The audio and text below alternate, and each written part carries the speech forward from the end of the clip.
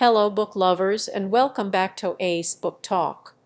Today, we read diving deep into a story filled with both profound beauty and heartbreaking tragedy, a tale that explores the depths of human nature and the power of appearances. We'll be discussing Victor Hugo's masterpiece, The Hunchback of Notre Dame. Victor Hugo, a literary giant of the 19th century, was not only a novelist but also a poet, playwright, and a passionate advocate for social justice. He lived through a period of immense political and social upheaval in France, witnessing revolutions, restorations, and the rise and fall of empires.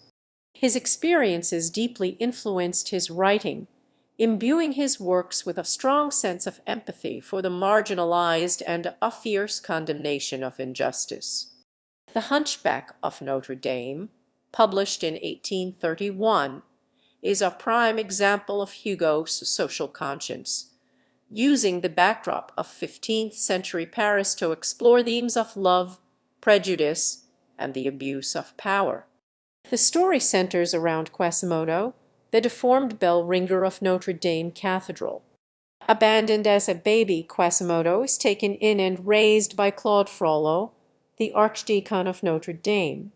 Frollo, a man of great intelligence and repressed desires, is consumed by his own inner demons. He teaches Quasimodo to ring the cathedral bells, but also isolates him from the outside world, instilling in him a deep sense of dependence and loyalty. Quasimodo's physical appearance, his hunchback, his warty face, and his deafness makes him an object of ridicule and fear for the people of Paris. He is seen as a monster, a creature to be shunned and reviled. Enter Esmeralda, a beautiful and kind-hearted Romany street dancer. She captivates the hearts of many with her grace and beauty, including both Quasimodo and Frollo. Quasimodo, despite his outward appearance, possesses a pure and loving heart. He is instantly drawn to Esmeralda's compassion, as she is the only person who shows him kindness when he is publicly humiliated.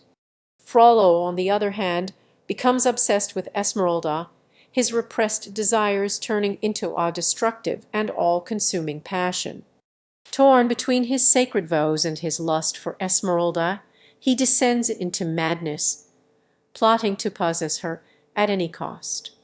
The plot thickens as Phoebus, a handsome captain of the king's archers, also falls under Esmeralda's spell. Esmeralda, captivated by his charm and good looks, returns his affection. However, Phoebus is shallow and self-centered, interested only in a fleeting romance. Fueled by jealousy, Frollo stabs Phoebus, framing Esmeralda for the crime. Esmeralda is arrested, tortured, and sentenced to death. Quasimodo, witnessing Esmeralda's plight, was driven to an act of extraordinary courage.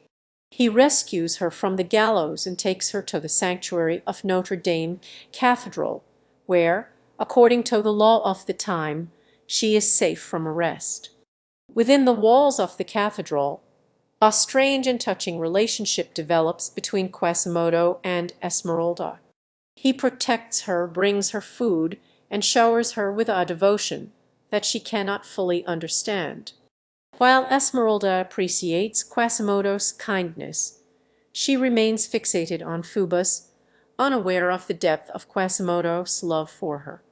Tragedy strikes when a mob of Parisian outcasts, fueled by misinformation and prejudice, attacks Notre Dame in an attempt to rescue Esmeralda.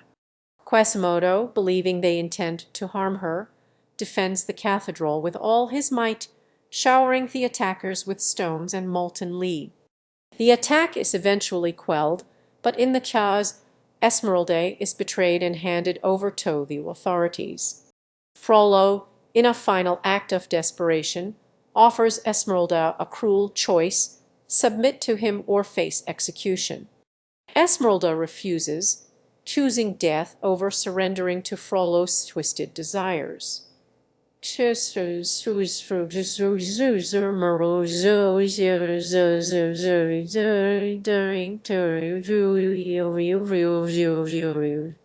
She is hanged in the public square, a victim of prejudice and the machinations of a tormented man. Quasimodo, witnessing Esmeralda's execution from the bell tower of Notre Dame, is overcome with grief and rage. In a moment of clarity, he understands the true nature of Frollo's evil and pushes him to his death from the tower. In the end, Quasimodo disappears. Years later, his skeleton is found in the charnel house, embracing Esmeralda's remains. This final image underscores the depth of Quasimodo's love and devotion, a love that transcended physical appearance and societal prejudice. The Hunchback of Notre Dame is more than just a historical romance, it's a powerful exploration of human nature. It teaches us to look beyond appearances and to recognize the beauty that can exist within even the most outwardly flawed individuals. The story challenges us to confront our own prejudices and to consider the consequences of our actions. It reminds us that true love is selfless and that compassion can transform lives. Moreover, Hugo's work serves as a stark reminder of the dangers of unchecked power and the importance of standing up for justice and equality. The tragic tale of Quasimodo and Esmeralda is a timeless reminder that beauty lays within, and that kindness and empathy are the most powerful forces in the world. Thanks for joining me on Ace Book Talk. If you enjoyed this exploration of the Hunchback of Notre Dame, please subscribe for more classic literature discussions. Let me know in the comments which classic you'd like me to cover next. Until then, happy reading!